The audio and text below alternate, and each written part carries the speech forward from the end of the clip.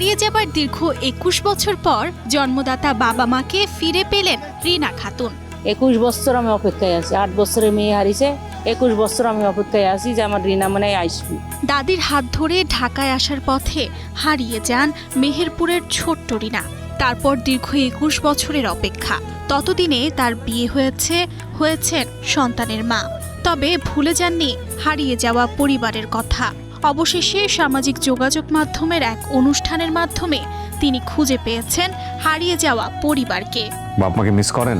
এমন কোনো দিন যায় না যে আমি ওদের কথা ভাবি না। 2 সপ্তাহ পরে ডাকছে না, এই 2 সপ্তাহ আমার কাটতেই চাই নাই। মানে এক একটা দিন জীবনে এক একটা বছরের মতন লাগতো। এমন করতে করতে যাইলাম, পাইলাম, আমি খুশি হয়েছি অনেক। 4 মাস আগে মেয়ের পিতা আব্দুর রহমান জনপ্রিয় উপস্থাপক আরজে কিবরিয়ার আপন ঠিকানা অনুষ্ঠানে মেয়ের তথ্য পাঠান।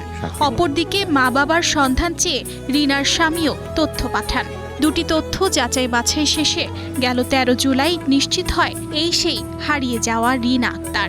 আমি তো কখনো ভাবিনি যে ওদেরকে পামু, আমি যে ওদেরকে পাইছি এটাই আমার কাছে অনেক। 2004 সালে রাজধানীর গাবতলীতে জনগণের ভিড়ে অসাবধানতায় হারিয়ে যান রিনা খাতুন। বাসের হেলপার তার স্বজনদের খুঁজে না পেয়ে গাউসিয়া নামিয়ে দেন। তখন এক নারীর সহায়তায় ঠাঁই হয় নারায়ণগঞ্জের দড়িসত্যবান্দি গ্রামের বাসিন্দা মোতালেব মাস্টারের বাড়িতে। সেখানেই বড় হন রিনা।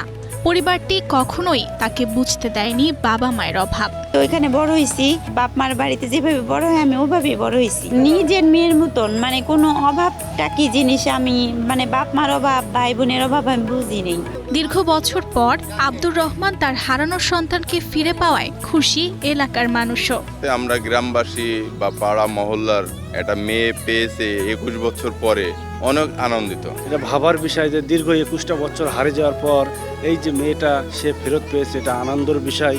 জন্মদাতা বাবা মাকে ফিরে পেলেও রিনা খাতুন ভোলেননি তার পালিত বাবা মা ভাইদের কথা। এখন দুটি পরিবার নিয়েই বাকিটা জীবন কাটাতে চান তিনি।